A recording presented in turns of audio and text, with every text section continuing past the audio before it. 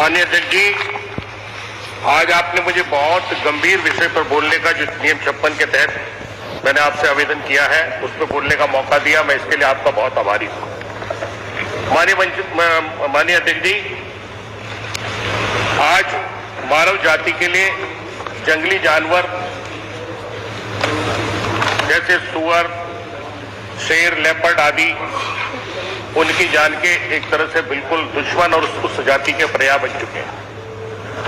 माननीय अध्यक्ष जी, आज जंगल काट दिए गए और जंगल कटान की वजह से ये जैसे जो मानव जाति के दुश्मन है कि जंगली जानवर वो जंगलों से निकल करके और अपने नीचे तलहटी वाले क्षेत्र में शेर हो, चाहे गुलदार हो, चाहे लेपर्ड हो, चाहे सुअर हो, ये उधर से निकल करके जो हमारे खेती, जहां पर किसान खेती करता है, उन जंगलों में आ गए और उन जंगलों में आने की वजह से अभी एक तत्कालीन घटना है जिस मेरे जनपद बिजनौर की, जिसका मैं खास तौर से जिक्र करना चाहूंगा कि 2 अगस्त की मेरे विधानसभा क्षेत्र सिकंदरपुर के निवासी ग्राम ब्रह्मपाल सिंह को अपने खेत में काम करते हुए एक गुलदार ने इतना बुरी तरह फाड़ दिया कि अगर आप उसका फोटो देखेंगे तो शायद आप भी देख करके घबरा जाएंगे कि पूरा सीना और यहां से ऊपर का हिस्सा खा लिया।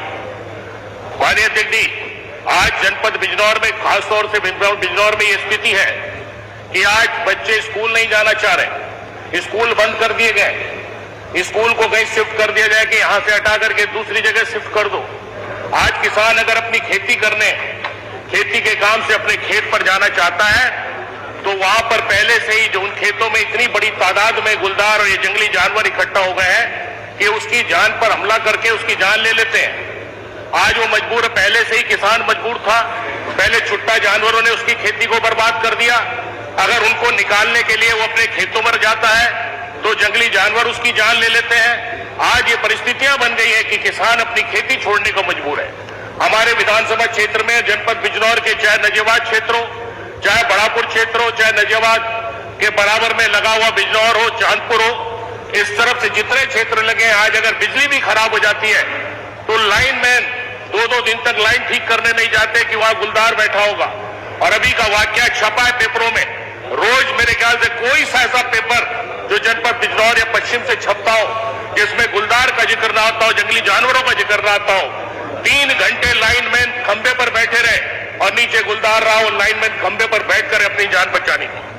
और इस तरह एक नहीं, इसी 4-5 महीने में जनपद बिजनौर में 14 लोगों को जान से मार दिया, 14 लोगों को गुलदार ने खा लिया। आज स्थिति, परिस्थिति इतनी विषम हो गई है कि आज हमारे यहां कि अगर कोई किसान खाद डालने अपने खेत में जाना चाहता है तो उसे मजदूरी के नाम पे, चारा लेना चाहता है मजदूरी के नाम पे, एक पहले कोई गनमैन को मजदूर करता है, दूसरा कोई पंछी भाले वाला करता है, तीसरा कोई ढोल बजाने वाला करता है जिससे कि आवाज तेज हो जाए, जंगली जानवर भाग जाए, और 4-5 लोगों को और लेकर के जाके तब कहीं खाद डालने का काम करता है। ऐसी परिस्थिति में, इतनी महंगाई के दौर में 5-5, 6-6, 7-7, 8-8, 10-10 लोगों की मजदूरी देकर के कैसे किसान अपना जीवन यापन करेगा। इसलिए माननीय अध्यक्ष जी, आपके माध्यम से हमारे बिजनौर में अभी इन 5-6 दिनों में 14 लोगों को, जिनका मैं क्रमवार आपको जिक्र करना चाहता हूं कि 2 मार्च 2023 को नेटौर के ग्राम बल्ला शेरपुर में एक मासूम बच्ची को मार दिया। 17 फरवरी 2023 को एक 14 साल की बच्ची को मार दिया। 18 मार्च को नगीना ग्राम काजीवाला में एक महिला मिथिलेश को जो चारा लेने गई थी उसको फाड़ दिया। 19 अप्रैल 2023 को अफजलगढ़ के ग्राम सिर्फ वासनचंद में एक तुंगल सैनी थे, उनको मार दिया। 5 अप्रैल 2023 को रेहड़ के ग्राम उदयपुर चांदपुर के मासूम मरसी को मार दिया। इसी तरह 25 अप्रैल 2023 को ग्राम मूसापुर में मासूम खुशी को मार दिया।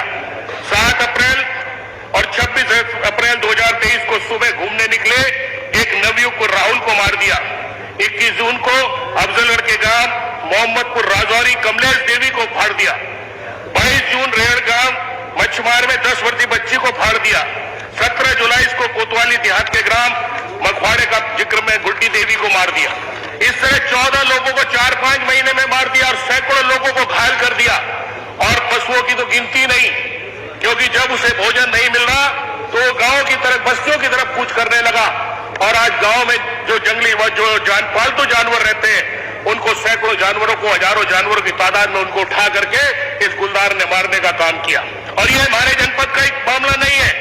अभी पड़ोस के आप यहां से चलेंगे, आप बलरामपुर से, बलरामपुर हो, लखीमपुर हो, खीरी हो, पीलीभीत हो, दूसरे प्रदेश का जिक्र यहां नहीं किया जाता है, लेकिन फिर भी मैं कह रहा हूं कि बराबर में आपके रुद्रपुर, नैनीताल, खटीमा जो पहाड़ से, जंगलात से लगा हुआ क्षेत्र है, इसी तरह बिजनौर पहुंच जाएंगे, अफजलगढ़, बिजनौर, नगीना, नजीबाबाद, चांदपुर, बिजनौर, मुजफ्फरनगर, मेरठ, इन सारे जनपदों में आतंक का पर्याय बन चुका है और मानव जाति का दुश्मन बन चुका है गुलदार। इसलिए मैं आपसे मांग करना चाहता हूं कि आज इस मानव जाति के दुश्मन को, जो खास तौर से लेपर्ड के नाम से जाना जा रहा है, इसको जब भोजन नहीं मिल रहा तो इसने पूरे गन्ना क्षेत्र में अपनी बेल्ट को, क्योंकि गन्ना क्षेत्र और जो जंगलात में जो घास होती है, पहले वहां पर रहते थे, लेकिन वहां से निकलकर गन्ना क्षेत्र में आ गए तो गन्ने को इसने अपना घर समझ लिया। एक बार में जो इसकी फीमेल है वो 4-4, 6-6 बच्चे देती है, साल में 2 बार बच्चे देती है। आज की तारीख में सरकारी आंकड़ों के अनुसार बिजनौर में 300 लेपर्ड, 300 गुलदार जीवित है और हो सकता है उनकी संख्या कितनी होगी। अगर इस पर कोई रोक नहीं लगाई गई, कोई पाबंदी नहीं कही गई तो आने वाले समय में इनकी जनसंख्या इतनी हो जाएगी कि आम आदमी के लिए ये बिल्कुल जीना दुश्वार हो जाएगा। इसलिए मेरी आपसे मांग है कि इस तेंदुआ जाति को, जो संरक्षित जाति है, जो या तो इनको मारने का अनुमति दी जाए, लेकिन अगर संरक्षित करना है, इनको रोकना है, इनको बचाना है, तो कम से कम जनपद बिजनौर में 600-700 पिंजरों की व्यवस्था करने का काम करें। और जब हम उसके बाद जिसकी जान चली जाती है उसके लिए मात्र 4-5 लाख रुपए मुआवजा दे करके सरकार ये सोचती हमने बड़ा काम कर दिया। मरने वाले की जान की कोई कीमत नहीं होती। आज इस महंगाई के दौर में 4-5 लाख रुपए कुछ नहीं होता। इसलिए मेरी मांग है, माननीय मंत्री, संसदीय कार्य मंत्री जी बैठे हैं, कि कम से कम अगर कोई ऐसा किसान, किसी का बच्चा, किसी की बच्ची, अगर किसी की जान जाती है तो उस मुआवजे को बढ़ा करके 25 लाख रुपए करने का काम करें।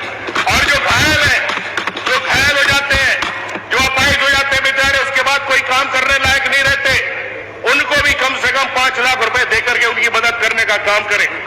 दूसरा आपसे ये भी कहना चाहता हूं कि शेरों या गुलदारों, इनको संरक्षक श्रेणी से अगर बाहर निकाल लिया जाए तो कम से कम गुलदार को बाहर निकाल करके और संरक्षित करने का कोई ऐसा उपाय सरकार करे जिससे कि मानव जाति के लिए खतरा बन चुके इस जंगली जानवर से मानव जाति को बचाया जा सके। आपसे इस निवेदन के साथ कि आप जब अगर कभी जान पर बनाती है किसान के या किसी ग्रामवासी के, शहरवासी के, तो उस समय अगर वो अपनी जान बचाने के लिए किसान लोग उसे मारते जंगली जानवर को, तो कम से कम उन किसानों पर मुकदमे ना लिखे जाए।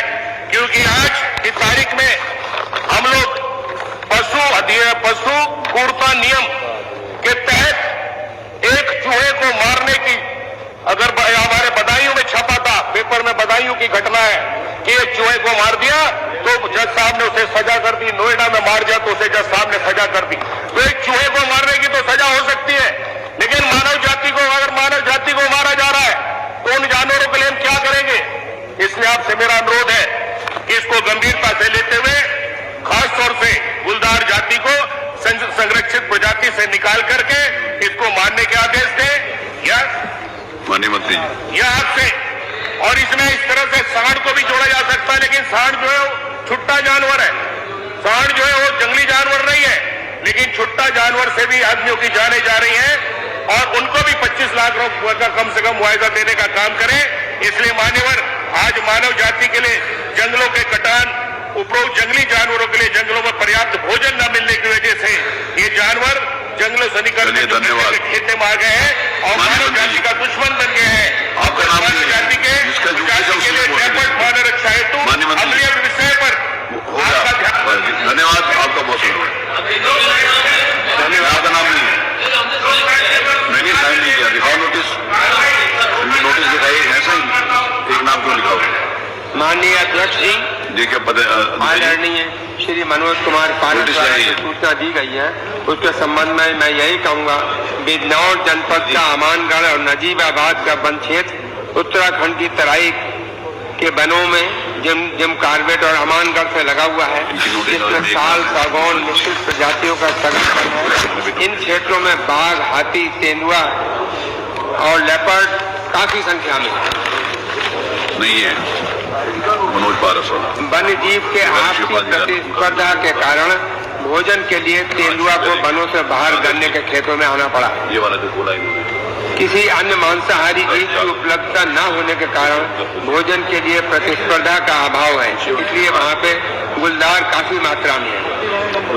जनपद में बड़े पैमाने पर लगभग 60% कृषि भूमि पर गन्ने की फसल उगाए जाने व गन्ने के खेतों में गीदड़, सुअर, खरगोश आदि की पर्याप्त मात्रा में गुलदार को उपलब्ध हो जाते हैं। गन्ना तेंदुए के छिपने के लिए काफी उपयुक्त होने के कारण कृषि क्षेत्र में तेंदुआ की संख्या में वृद्धि हुई है और ये गन्ने के खेत जो हैं आम लोगों के गांवों के पास तक हैं।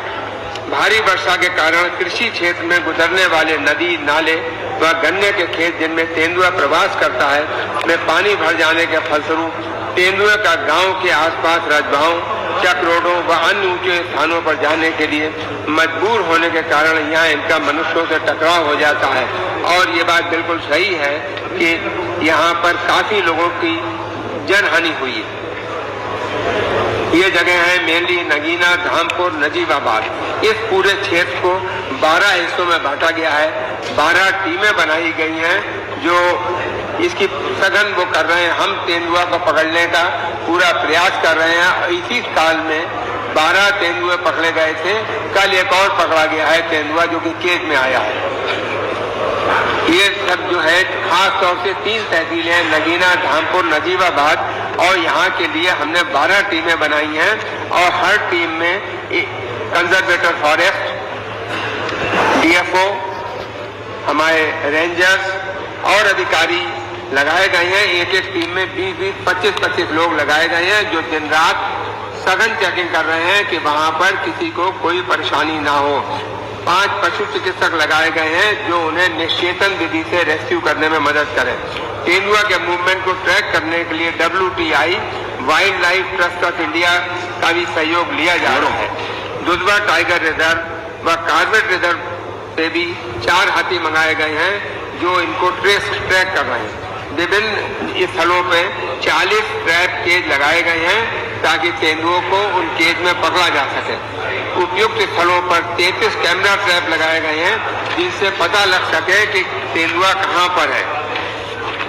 कुछ जगहों पे जहाँ पे ज्यादा इंसिडेंट हुए मचान बांधकर उस पर बैठकर रेस्क्यू किए जा रहे हैं। 5 ड्रोन कैमरे लगाए गए हैं ताकि तेंदुओं का पता लग सके। इसमें एक ड्रोन कैमरा भी है क्योंकि पेड़ों के नीचे अगर कोई है तेंदुआ तो नहीं पता लग सकता जंगल के अंदर, लेकिन ड्रोन कैमरा ऐसा है जो कि अभी हाल में ही लगाया गया है कि पेड़ों के नीचे जंगल में है तो भी पता लग जाएगा कि कहाँ पर है। सूचना के आदान प्रदान हेतु प्रभागीय निर्देशक बिजनौर के कार्यालय में एक नियंत्रण कक्ष बनाया गया है। अंतर्राज्यीय समन्वय के लिए उत्तराखंड के समीपवर्ती वन प्रभाग के अधिकारी